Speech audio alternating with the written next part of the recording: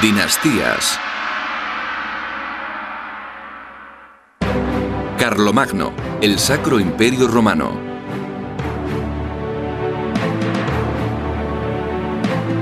La coronación de Carlomagno como emperador en Roma el día de Navidad del año 800 supuso el clímax apropiado a los logros del más grande de los reyes medievales. Su nombre viene del latín Carolus Magnus o Carlos el Grande, y no cabe ninguna duda de lo merecido de su grandeza. Porque a finales del siglo VIII consiguió crear, al menos por poco tiempo, una Europa unificada, algo que los políticos y líderes militares han estado intentando desde entonces.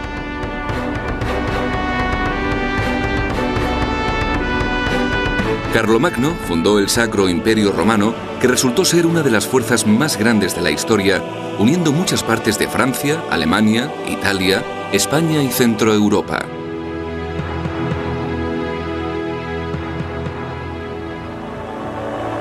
A pesar de su nombre, el imperio que creó tenía bastante poco que ver con el Imperio Romano, pero lo más importante fue que con su fundación, Carlomagno instauró un orden y una estabilidad política en Europa que no se habían logrado desde el final del Imperio Romano.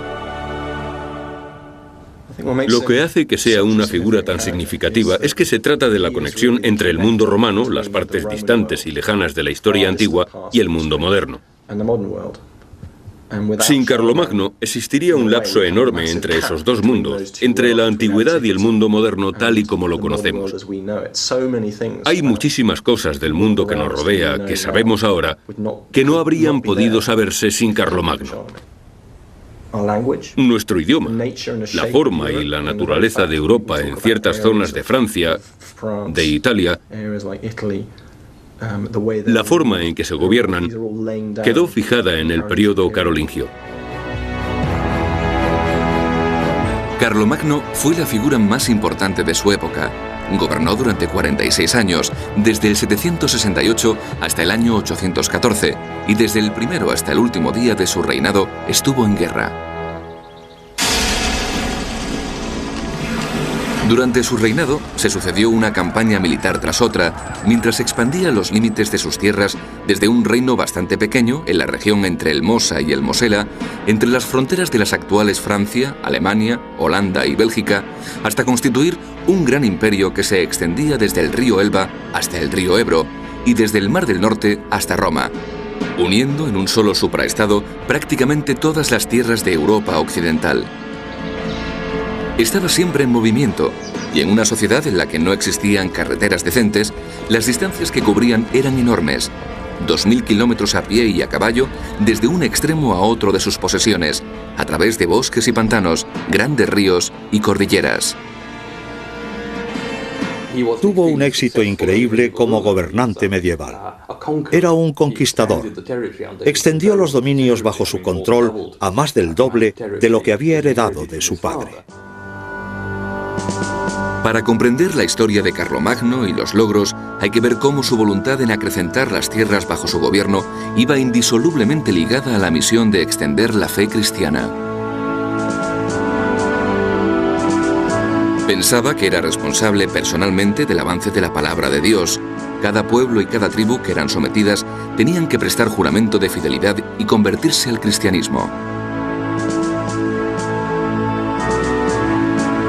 Pero en medio de toda esta guerra continua, creó centros de aprendizaje donde florecieron las artes de la paz, la arquitectura, la encuadernación de libros, la copia de manuscritos y la platería y orfebrería.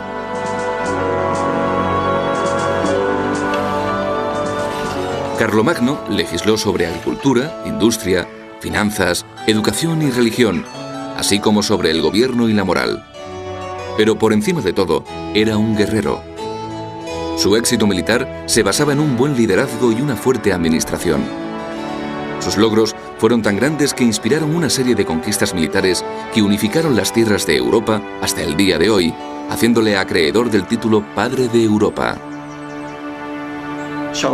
Carlomagno tuvo un impacto enorme sobre el gobierno de Europa. Y los megalómanos que vinieron después y quisieron ser emperadores de Europa Trataron de tomar como modelo a quienes habían sido los arquitectos de Europa, y Carlomagno siempre les sirvió de inspiración. Habiendo adquirido más territorio que ningún otro monarca europeo de su época, se las arregló para mantener el control sobre él porque comprendió que los diferentes pueblos que se habían agrupado en una sola nación seguían perteneciendo a grupos étnicos distintos y permitió que cada grupo conservara sus propias leyes locales. Para que imperara la justicia, se aseguró de que todas esas leyes constaran por escrito y se cumplieran celosamente. Allí reside su gran significancia para el día de hoy. Hoy en día, reflexionamos sobre cómo van a vivir juntos los europeos en la Unión Europea. Se están probando varios modelos. Un modelo de poder centralizado, en el que todos siguen reglas y prácticas similares, y la alternativa, que es que haya un conglomerado de poderes sueltos, en el que cada uno sigue leyes ligeramente distintas, pero cooperando con los demás.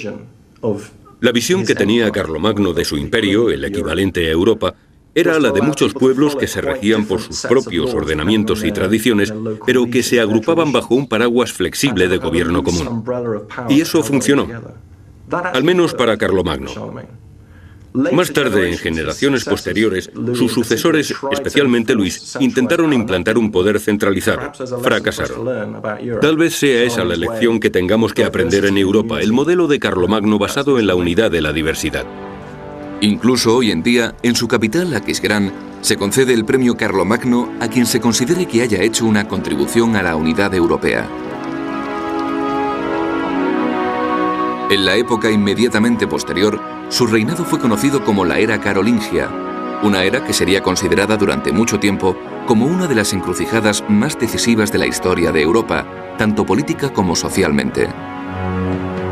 Pero ¿cuánto sabemos en realidad sobre el mito y el aspecto de Carlomagno? Tenemos la gran suerte de contar con una descripción de un contemporáneo, su amigo Einhard, que decía que Carlomagno era un rey cristiano magnífico y glorioso, que sobrepasaba a cualquier rey de su época con su sabiduría y su amplitud de miras. Pero también lo describe físicamente. Era alto y fuerte, pero sin exagerar. Tenía los ojos brillantes, el rostro atractivo y un bonito pelo gris, aunque tenía el cuello corto y gordo, la tripa abultada y la voz áspera. Einhard también decía que el rey se interesaba mucho por las ciencias y la antigüedad clásica y que atraía a su corte a mucha gente culta. Era un hombre muy familiar y muy sociable. Hay historias que cuentan que le gustaba dar enormes fiestas con cientos de familiares y cortesanos, todos juntos. Y a la vez era también violento, incluso brutal y muy cruel. Era capaz de recurrir a la barbarie y a la crueldad cuando era necesario. Pero al mismo tiempo podía mostrarse paternal.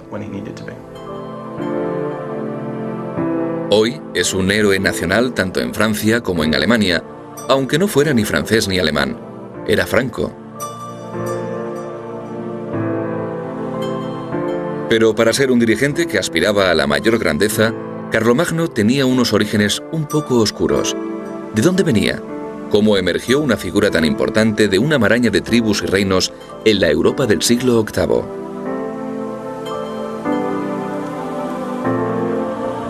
No se sabe con certeza, pero se puede decir que Carlomagno nació en el año 742 o en Aquisgrán, que está en la actual Alemania, o en Lieja, en Bélgica. Era el hijo mayor del jefe franco Pepino el Breve, que era un firme aliado del Papa. Desde muy temprana edad, Carlomagno aprendió las artes de la guerra al lado de su padre, acompañando a las tropas francas en las campañas para defender al Papa contra los lombardos, un pueblo germánico que ocupaba el norte y el centro de Italia, y en la misión de conquista de Aquitania, al suroeste de la actual Francia. Su experiencia militar forjó su carácter y sus ambiciones, compartiendo con su padre la indomable pasión por el poder, el ímpetu para incrementar sus dominios derrotando al enemigo y la determinación para ser tan brutal como para negar a sus parientes sus propios derechos. También aprendió desde muy joven la importancia de un liderazgo fuerte en el campo de batalla y de los lazos entre el poder de un gobernante y la Iglesia. La oportunidad de poner en práctica lo que había aprendido le llegó pronto.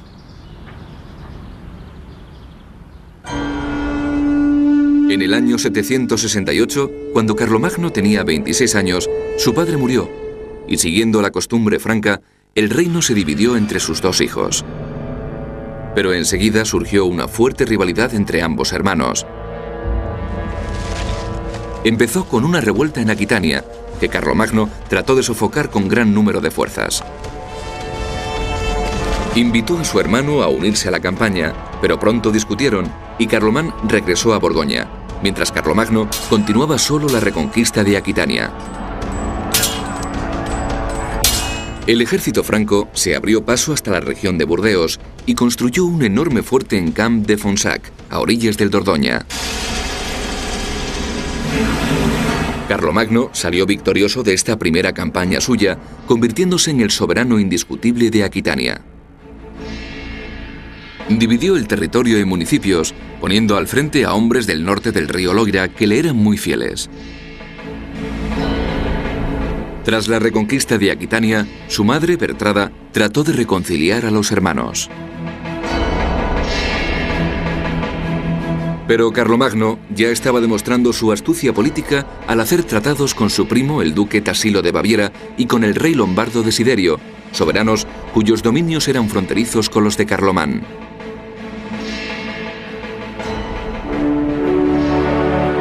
Para cimentar la alianza con Lombardía, se casó con Desiderata, la hija de Desiderio, pero se trató de un matrimonio puramente político que no duraría demasiado.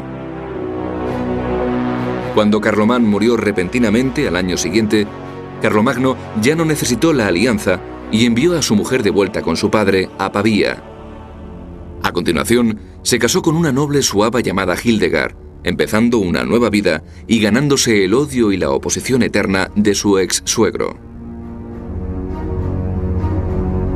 Con la muerte de su hermano, Carlomagno se hizo con el poder de todo el reino franco, desheredando a los hijos de Carlomán, que huyeron con su madre a la corte de Desiderio en Pavía.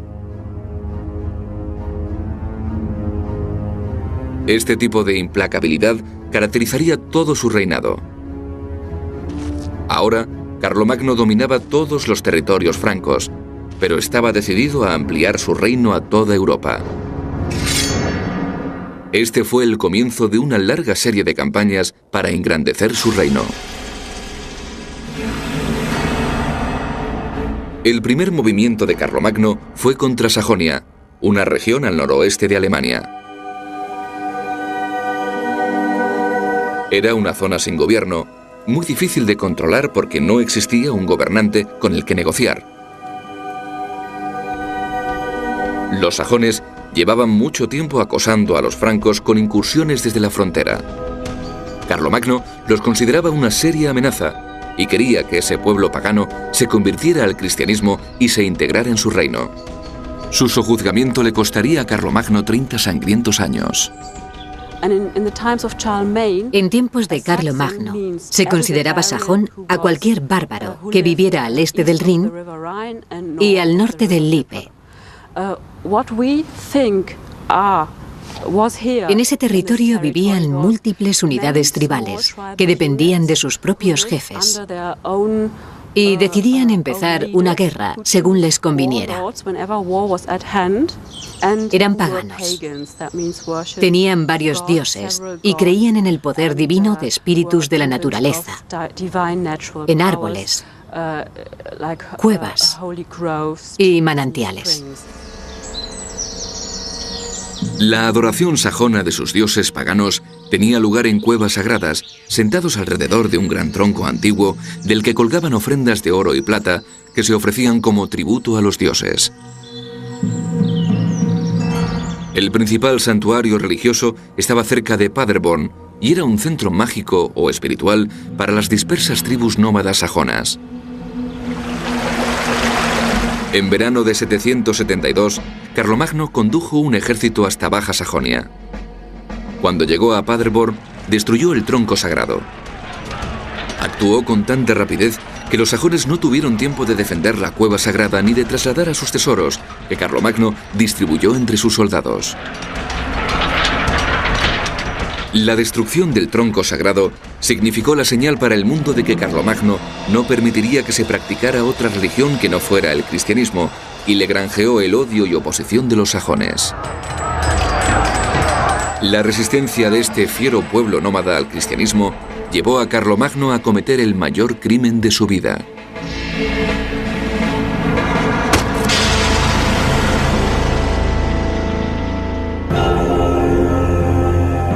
Pero primero tenía que atender otros asuntos en la otra punta de su reino. Al otro lado de los Alpes, el rey lombardo Desiderio había vuelto a atacar las recién reconquistadas tierras del Papa. Intentó obligar al Papa Adriano I a reconocer a los hijos de Carlomán como herederos del reino de su padre, que Carlomagno les había arrebatado. Como defensor del papado y de sus propios intereses, Carlomagno no podía quedarse quieto. Recondujo sus tropas hacia Italia en primavera de 773. A esas alturas, Carlomagno ya tenía una gran reputación como jefe militar. Una de las claves de su éxito era su capacidad para manejar a sus hombres y obtener lo mejor de ellos, recompensándoles con tierras, tesoros y cargos públicos. Los salarios regulares no existían, y el botín era la única forma de recompensa al final de una campaña victoriosa. Pero el botín no era la clave del éxito del ejército de Carlomagno. Hizo que el servicio militar fuera una condición para poseer propiedades, así que la moral del ejército se apoyaba en la defensa o la expansión de sus propias tierras. Todos los hombres libres tenían que presentarse con toda su impedimenta ante el capitán local cuando llamaban a las armas. Pero el factor crucial de su éxito fue una detallada planificación anticipada. En la época de Carlomagno, las guerras estaban determinadas por las estaciones y era la costumbre militar de los francos reunir el ejército en primavera, permaneciendo activos de 3 a 6 meses, así que tenían que llevar con ellos suministros para ese tiempo en víveres, armas, herramientas y rebaños de ganado. A las tropas les seguían largas caravanas de intendencia con comida, vino, ropa y equipos de repuesto. Creo que para ser un buen jefe militar en la Edad Media, tenías que ser un buen estratega, un experto en táctica y logística, pero sobre todo tenías que ser un individuo carismático. Alguien que está en contacto con sus tropas y que hace que se cumpla su voluntad por el poder de su personalidad. Carlomagno era un hombre sociable. No se mantenía aparte. No le interesaba un culto a su personalidad idealizada en un pedestal. No quería ser un desconocido distante, sobre todo con los aristócratas que le rodeaban. La nobleza estaba muy ligada a él, lo que le convertía en un general muy eficiente. Carlomagno intentaba dirigir más que luchar en la batalla, y sus estrategias eran desinhibidas y poco habituales. Su táctica favorita era dividir el ejército en 2 facciones. Una la mandaba él o su hijo, y la otra alguien en quien confiara como un noble experimentado. Tras confundir al enemigo, las 2 secciones se reagrupaban en el punto de ataque convenido y, combinando sus fuerzas, infligían una derrota aplastante al adversario.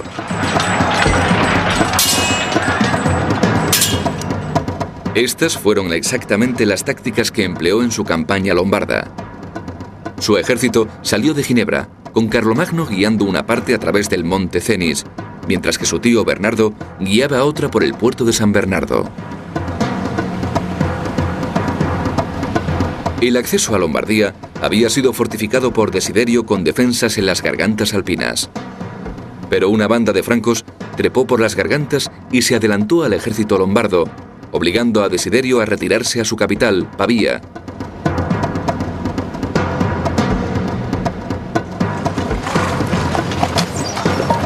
Carlomagno se sumó rápidamente a esta avanzadilla y puso sitio a Pavía.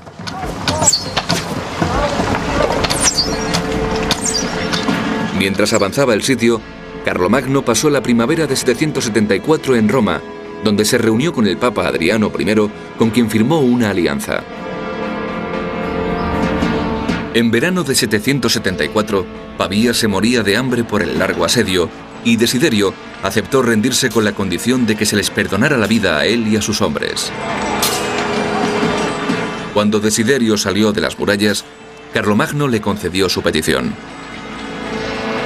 El rey lombardo partió al exilio y se hizo monje en una abadía, donde murió de viejo. De vuelta en sus tierras del norte, los sajones se habían sublevado contra el dominio franco, lo que se repetiría muchas veces antes de su sometimiento definitivo.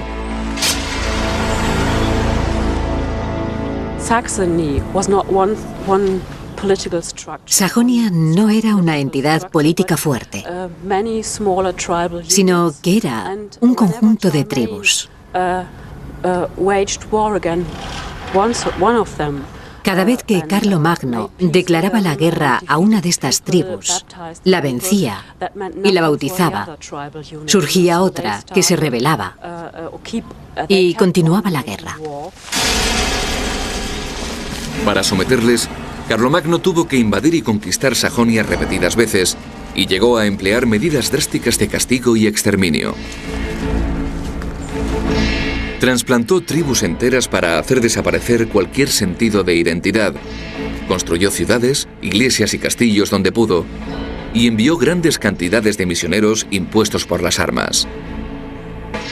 Se cogió como rehenes a los hijos de muchos jefes tribales, hombres jóvenes a los que se recluyó en monasterios francos. Carlomagno veía la campaña contra los sajones como una guerra santa. Creía que la espada abriría el camino a Cristo y que los paganos tenían que ser convertidos al dios romano, lo que le mantuvo muy ocupado, ya que los infieles rodeaban su reino. Al suroeste, su creciente imperio lindaba con los Pirineos, más allá de los cuales habitaba la mayor amenaza para su reino cristiano, los territorios moros de Al-Ándalus. Aunque los sajones no fueron totalmente sojuzgados hasta el año 777, Carlomagno desvió su atención hacia los moros. Los moros habían invadido España al principio del siglo VIII, trayendo con ellos el Islam. En la época de Carlomagno, Abderramán, emir de Córdoba, dominaba casi todo el país, pero había grupos entre los moros de España que no estaban contentos con la situación. Así que el año 777, Suleimán, gobernador de Barcelona, encabezó una embajada hasta donde Carlomagno celebraba una asamblea en Paderborn para impresionar a los recién derrotados sajones. Suleimán declaró que prefería pactar con Carlomagno que vivir bajo el gobierno de Abderramán, y prometió entregarle las ciudades que gobernaba y enviar a sus propios seguidores a capturar la gran fortaleza de Zaragoza.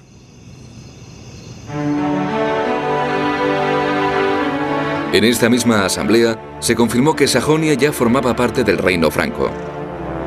Muchos sajones fueron bautizados y juraron fidelidad bajo amenaza de perder sus tierras y su libertad. Así que Carlomagno, ahora que Sajonia estaba segura, aceptó la oferta de los moros, que prolongaría su frontera más allá de los Pirineos.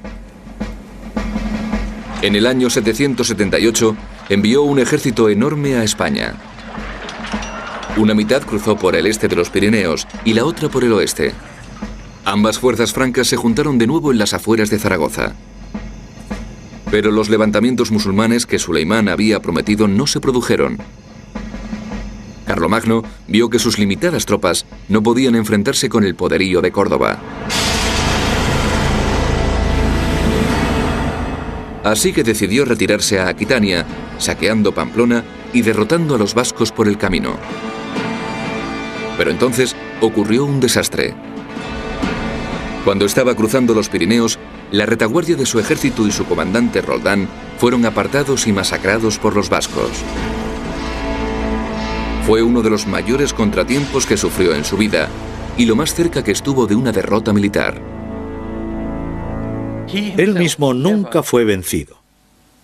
Todas las expediciones o campañas en las que participó tuvieron éxito.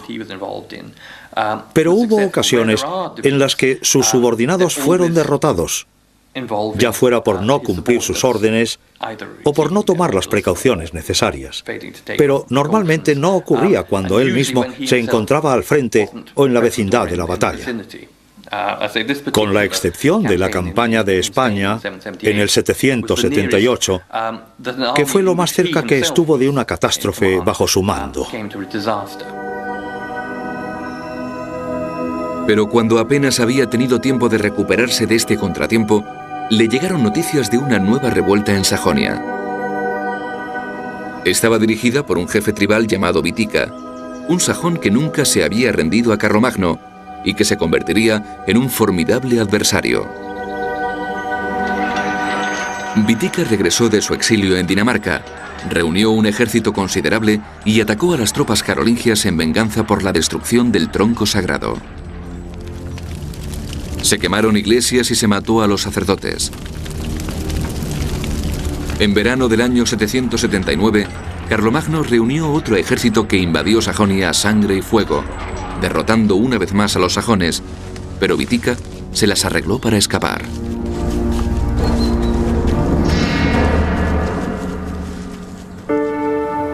Carlomagno reflexionó sobre cuál sería la mejor manera de mantener a los sajones bajo control.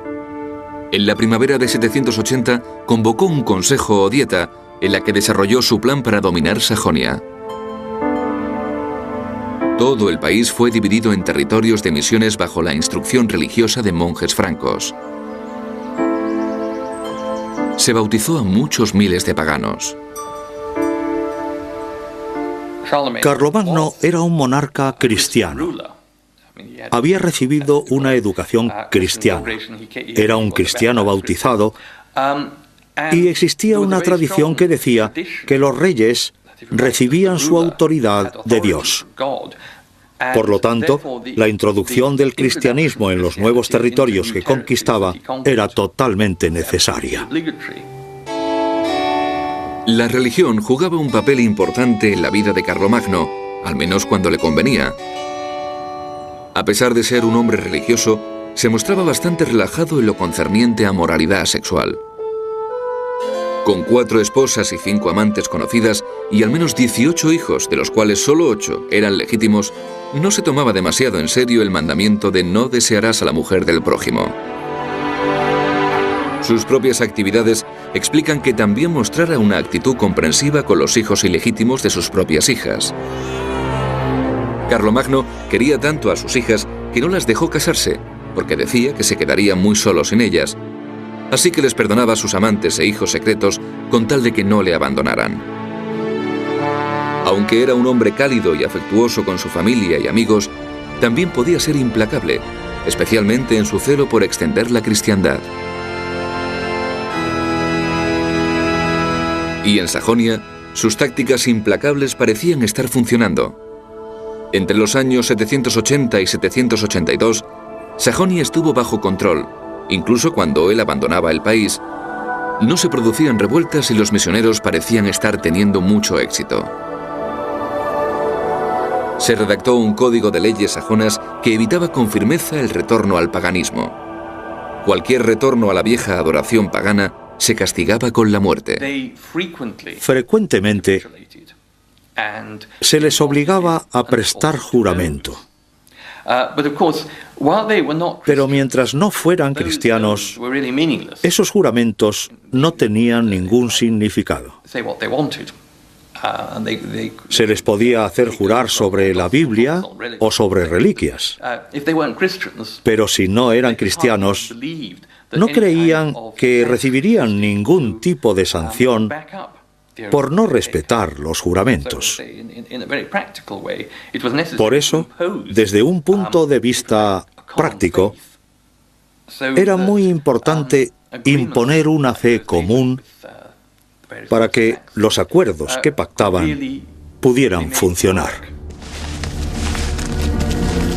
En respuesta a todo este hostigamiento en aras del cristianismo, Wittica regresó de su exilio en Dinamarca en el año 782 y empezó otra revuelta.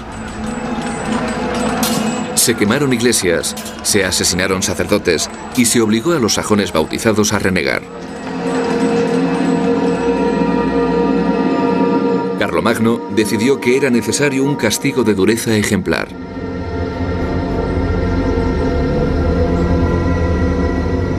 Por orden suya, le trajeron prisioneros a los jefes y guerreros más importantes. En total, unos 4.500 hombres fueron llevados a un campamento en Berna, junto al río Aare, donde Carlomagno ordenó que fueran todos decapitados.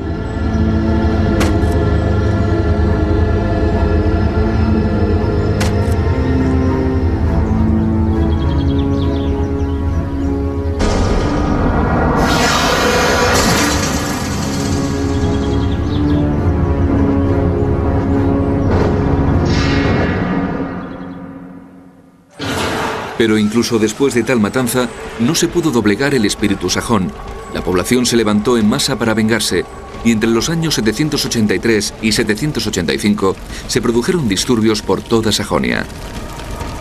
Carlomagno barrió el país con sus ejércitos 2 veces, quemando y matando siempre que encontraba víctimas, pero los sajones resistían en sus impenetrables bosques y pantanos. Empleó métodos muy salvajes, incluyendo la deportación y la limpieza étnica de los sajones al este del Elba en las etapas finales de la conquista. Al final, esta crueldad tuvo resultado y la resistencia sajona se hundió. Wittica solicitó un tratado de paz y se le perdonó la vida a cambio de su rendición y bautismo. Una vez que Wittica y sus guerreros capitularon, el país se rindió. Carlomagno había derrotado por fin a su enemigo más duradero, y al igual que había ocurrido anteriormente con Desiderio, Wittica fue tratado con clemencia. En realidad, Carlomagno estaba tan contento con su conversión que le restituyó sus posesiones de Sajonia. Aunque hubo 4 nuevos levantamientos entre los años 792 y 804, Sajonia ya se encontraba bajo un firme control, y dado el vínculo entre el poder del Estado y la fe cristiana, esta vez hubo que convertir a todos los sajones. Como poco estaba utilizando el cristianismo para sus ambiciones territoriales. Uno de los aspectos más notables de Carlomagno que le hacen destacar en la historia es que creó una nueva visión de la monarquía. A partir de él, los reyes se convierten en lo que se llama sacros, un término técnico que dice que son figuras sagradas. No son solo figuras políticas y militares, sino que además juegan un papel en la Iglesia respecto a la propagación del cristianismo. Carlomagno estaba empeñado en presentarse a sí mismo como una figura sacra, sagrada, lo que implica que tiene la obligación de propagar el cristianismo por Europa con sus conquistas y supervisar a los obispos y el marco eclesiástico que le rodea. Eso entraña obligaciones, pero a la vez le aporta poder, porque esa sacralidad es su sello de autenticidad como rey. Con la rendición de Sajonia, la atención de Carlomagno se centró en Baviera, donde depuso a su primo Tasilo III.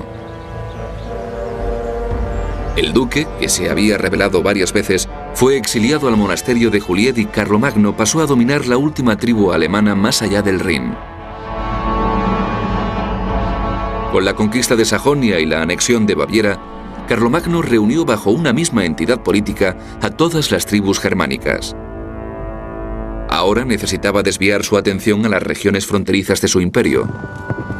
El período comprendido entre los años 785 y 815 supuso la segunda etapa de expansión de sus conquistas, durante la cual entró en conflicto con los ávaros al sudeste y con los sarracenos al sudoeste. Los ávaros eran un pueblo nómada tártaro que ocupaban territorios en la frontera de Carlomagno junto al Danubio. En el año 788 invadieron Lombardía y Carlomagno condujo un ejército a lo largo del Danubio para acabar con ellos. pero tuvo que regresar para ocuparse de otra revuelta sajona. Su hijo Pepino continuó con la campaña ávara. Atacó el campamento regio, les obligó a rendirse y envió a su rey a Aquisgrán. Carlomagno estaba en su magnífico nuevo palacio cuando llegó el tesoro ávaro, 15 carros llenos. Él y toda su corte se quedaron impresionados ante los enormes montones de monedas de oro, joyas, espadas y objetos de plata y oro. Y como los emperadores romanos, distribuyó el tesoro entre sus hombres, recompensando generosamente a todos los que le habían servido. Y Dios, que era quien mejor le había servido, se llevó la mayor parte. Pero las campañas de Carlomagno aún no habían terminado y el clímax de su reinado estaba por llegar. Ahora tenía más tiempo para quedarse en su corte, mientras enviaba a uno de sus hijos a la guerra. Las campañas contra los moros estuvieron dirigidas por otro de sus hijos, Luis, que fue hecho rey de Aquitania por su padre. Luis penetró profundamente en los territorios moros, y el califa omeya de Córdoba, Abd el-Hakim, temiendo no poder hacer frente al avance franco, intentó firmar un tratado con Carlomagno y le cedió los territorios a lo largo del lado español de los Pirineos. Estos territorios se convirtieron en la Marca Hispánica, que en años posteriores pasó a ser el Reino de Aragón, que actuó como importante barrera a la expansión árabe en Europa. A esas alturas, las campañas de Carlomagno llevaban durando más de un cuarto de siglo. Pero lo que capacitó para mantener todos los territorios que había conquistado y controlar su creciente imperio fue su habilidad como administrador. A lo largo de sus dominios, Carlomagno concedió vastas propiedades llamadas feudos a los nobles y jefes militares locales a cambio de su lealtad. Y otorgó a los aristócratas francos el título de condes o gobernadores de un distrito llamado condado. Los condados tenían su reflejo paralelo en la Iglesia y se llamaban diócesis, dirigidas por obispos que tenían una autoridad similar en materia de religión. Todos los años, los condes y los obispos acudían a la corte de Carlomagno para asistir a una asamblea general en la que aconsejaban al emperador y escuchaban sus directrices. Carlomagno reorganizó también la economía de su imperio. Para impulsar el comercio, homogeneizó los peajes y tasas aduaneras, los pesos y las medidas. Construyó carreteras y puentes, e incluso emprendió la gran obra de ingeniería de excavar un canal entre el Rin y el Danubio. Llevó a cabo una reforma judicial y legal y ordenó la recopilación y codificación de las leyes de todas las tribus que había conquistado. Como administrador fue muy eficiente en comparación con sus predecesores. Los gobernantes medievales debían aprender a ser eficientes y buenos gestores para aprovechar al máximo lo que les rodeaba a nivel económico y político. Por eso los dirigentes militares más poderosos tenían que ser excelentes administradores al mismo tiempo.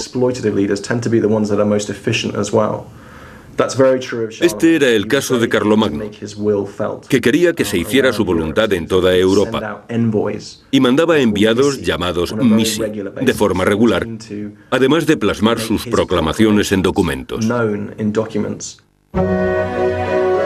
Igual de significativo fue el florecimiento de la cultura que propició y que se llamó el Renacimiento carolingio. Carlomagno dio instrucciones a obispos y abades para que fundaran escuelas donde formaran a los monjes y otros clérigos. También persuadió a Alcuino de York y otros sabios importantes de la época a acudir a su corte y crear una gran biblioteca con las obras de los maestros cristianos y paganos. Pronto la escuela palatina se convirtió en un activo centro de aprendizaje. Muchos de los motivos detrás de este impulso a la cultura eran políticos, además de religiosos. Como el comercio se realizaba en latín, impulsó su implantación como lengua común hablada y escrita en un enorme imperio en el que había montones de idiomas y dialectos.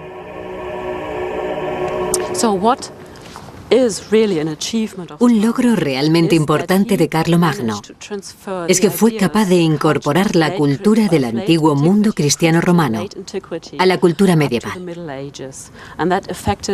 Cualquier aspecto de la cultura, la literatura, las ciencias y las leyes. Implantó reformas en todos los campos de la cultura y ese fue su mayor logro. El conocimiento era muy importante para Carlomagno y él mismo se convirtió en el estudiante más aplicado de todos. En una época en que el estudio estaba reservado a los monjes, fue un dirigente intelectual y teólogo, una figura que cambió la faz de Europa tanto política como culturalmente. Incluso en tiempos de guerra, continuó creando centros para el florecimiento de las artes, impulsando la arquitectura, la copia de manuscritos, la encuadernación de libros, la orfebrería y la platería, e instituyó reglas estrictas para maestros y alumnos. Quizá el mayor legado que ha llegado a nuestros días sea lo que se llama el Renacimiento carolingio. Tras la caída del Imperio Romano se había producido una franca decadencia del aprendizaje, de la filosofía y del conocimiento de los clásicos. El reinado de Carlomagno marcó un punto de inflexión en esta tendencia. Y aunque no propició un resurgimiento completo ni permanente de la enseñanza y la filosofía, sí significó un interés por la copia de manuscritos que hizo que la cultura clásica se transmitiera hasta la Baja Edad Media y el principio de la era moderna. Gracias a la labor de Carlomagno, hoy somos capaces de estudiar a los clásicos de forma mucho más clara y completa, y su influencia facilitó el desarrollo de la ciencia, de la política y de la sociedad en los albores de la Edad Moderna, que fue posible gracias al conocimiento de las obras clásicas. Sin Carlomagno, muchos de esos textos que nos han influido tan poderosamente no habrían llegado hasta nuestros días. Pero la única obra literaria de esa época que nos ha llegado es una biografía breve y sencilla de Carlomagno, escrita por su secretario Einhard. Einhard era un hombre polifacético. Fue leal estudiante y tesorero real de Carlomagno, quien le confió la supervisión e incluso el diseño de mucha de la arquitectura de su creativo reinado. Aunque hoy apenas se conservan, se construyeron palacios para el emperador en Ingelheim, Meiningen y Aquisgrán. Esto es todo lo que queda del palacio de Meiningen. Su residencia favorita era la de Aquisgrán, y en el año 794, tras 26 largos años de guerra casi constante, la fijó como sede principal de la corte. La elección se debió a razones estratégicas, pero también a la presencia de aguas medicinales. Su palacio estaba en lo que hoy ocupa el ayuntamiento del siglo XIV, y parte de él aún se conserva, representando el edificio municipal más antiguo del mundo que continúa en uso.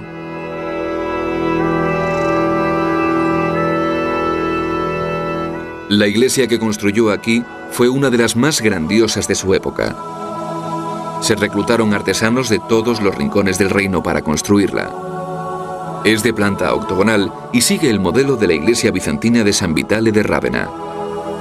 El Papa Adriano le dio a Carlomagno mármoles y mosaicos romanos de Rávena, y el propio Carlomagno regaló lujosas piezas de oro y plata para su decoración e hizo que colocaran unas puertas de bronce macizo.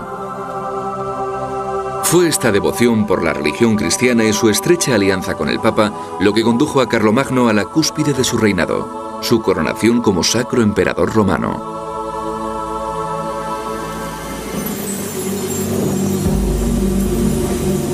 En el año 799, el Papa León III se vio amenazado por una rebelión en Roma y se refugió con Carlomagno en Paderborn.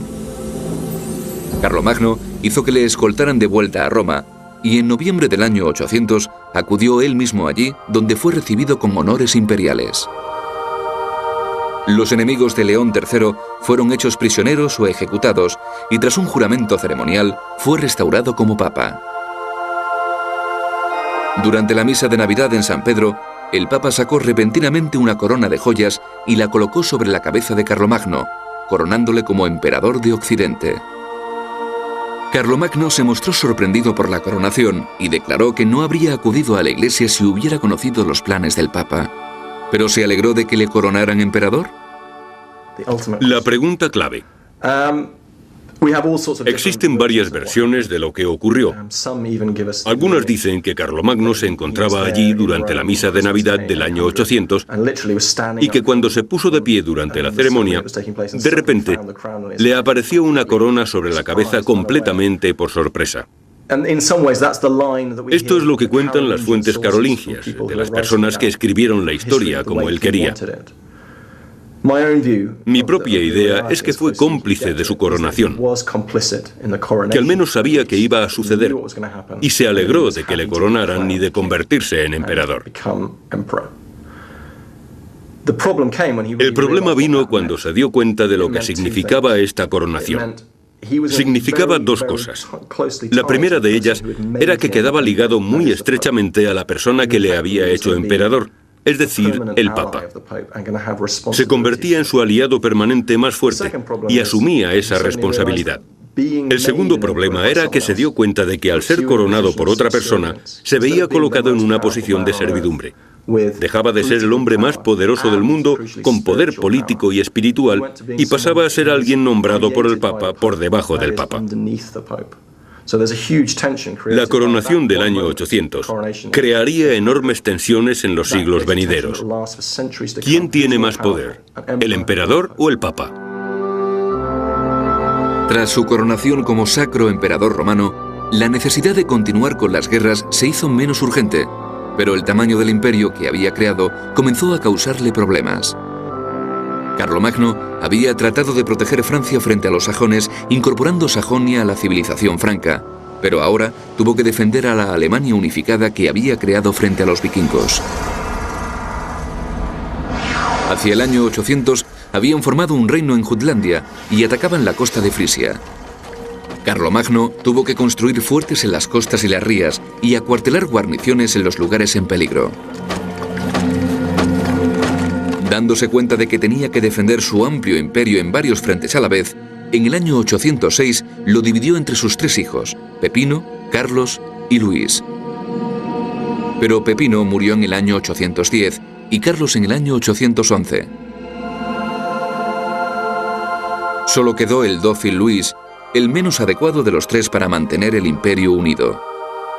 No obstante, su padre le elevó del rango de rey al de emperador en el año 813.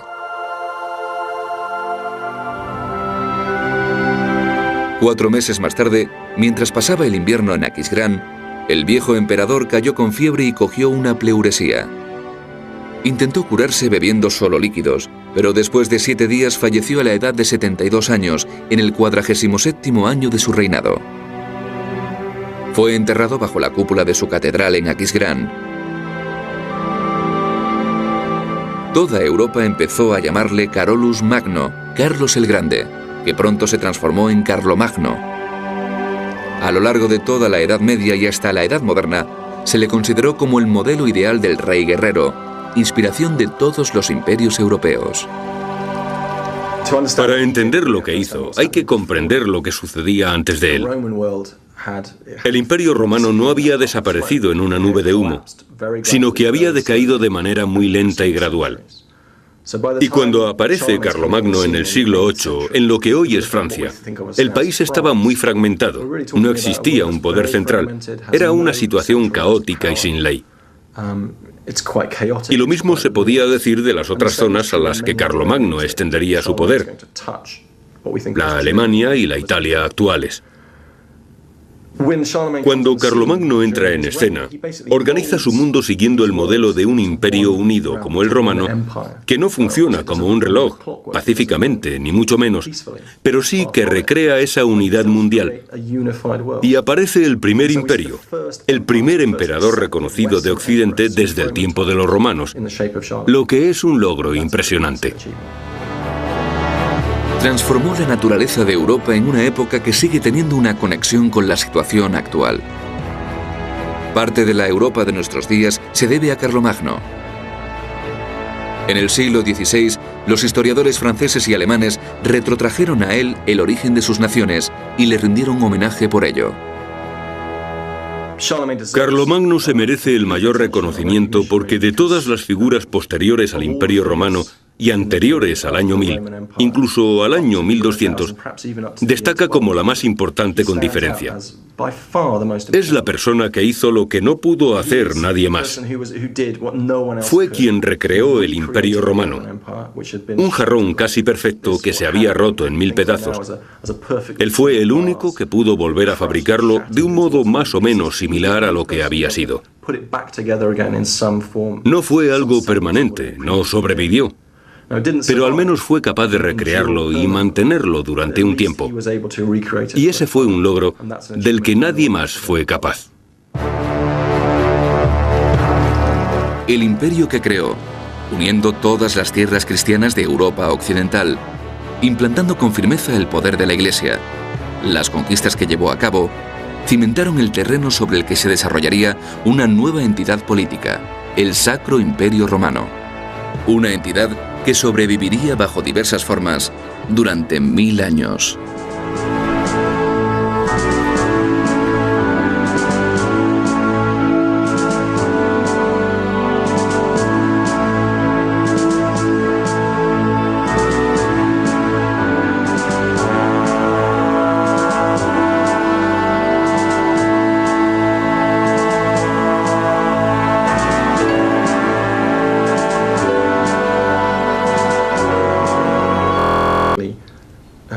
La forma en que se gobiernan quedó fijada en el periodo carolingio.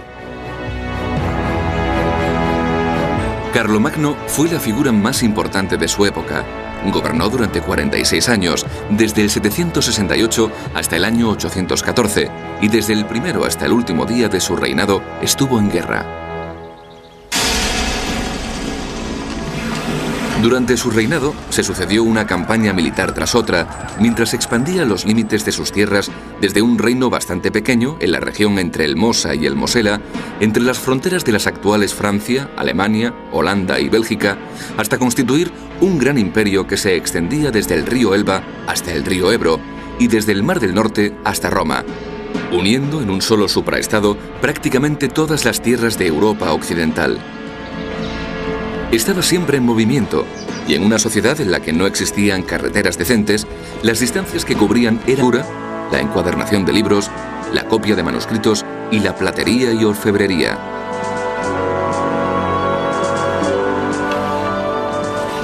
Carlomagno legisló sobre agricultura, industria, finanzas, educación y religión, así como sobre el gobierno y la moral.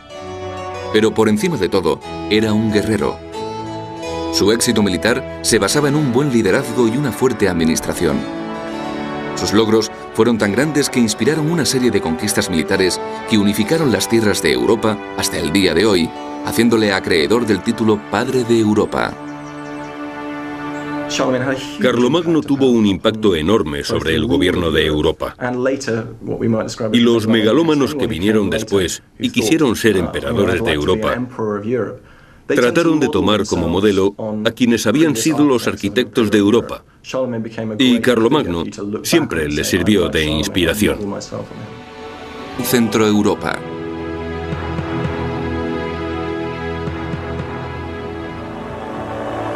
A pesar de su nombre, el imperio que creó tenía bastante poco que ver con el Imperio Romano, pero lo más importante fue que con su fundación, Carlomagno instauró un orden y una estabilidad política en Europa que no se habían logrado desde el final del Imperio Romano. Lo que hace que sea una figura tan significativa es que se trata de la conexión entre el mundo romano, las partes distantes y lejanas de la historia antigua, y el mundo moderno. Sin Carlomagno existiría un lapso enorme entre esos dos mundos, entre la antigüedad y el mundo moderno tal y como lo conocemos. Hay muchísimas cosas del mundo que nos rodea, que sabemos ahora, que no habrían podido saberse sin Carlomagno. Nuestro idioma, la forma y la naturaleza de Europa en ciertas zonas de Francia, de Italia, Son enormes, 2000 kilómetros a pie y a caballo desde un extremo a otro de sus posesiones, a través de bosques y pantanos, grandes ríos y cordilleras. Tuvo un éxito increíble como gobernante medieval. Era un conquistador. Extendió los dominios bajo su control a más del doble de lo que había heredado de su padre. Para comprender la historia de Carlomagno y los logros, hay que ver cómo su voluntad en acrecentar las tierras bajo su gobierno iba indisolublemente ligada a la misión de extender la fe cristiana. Pensaba que era responsable personalmente del avance de la palabra de Dios. Cada pueblo y cada tribu que eran sometidas tenían que prestar juramento de fidelidad y convertirse al cristianismo. Pero en medio de toda esta guerra continua, creó centros de aprendizaje donde florecieron las artes de la paz, la arquitectura.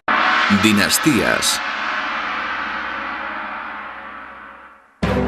Carlomagno, el Sacro Imperio Romano.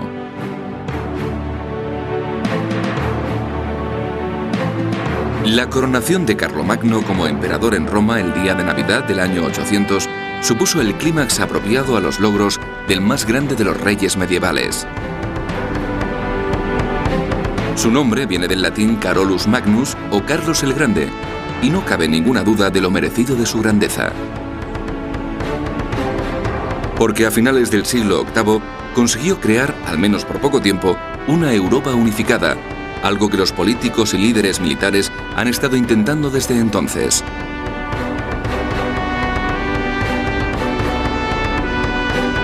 Carlomagno fundó el Sacro Imperio Romano, que resultó ser una de las fuerzas más grandes de la historia, uniendo muchas partes de Francia, Alemania, Italia, España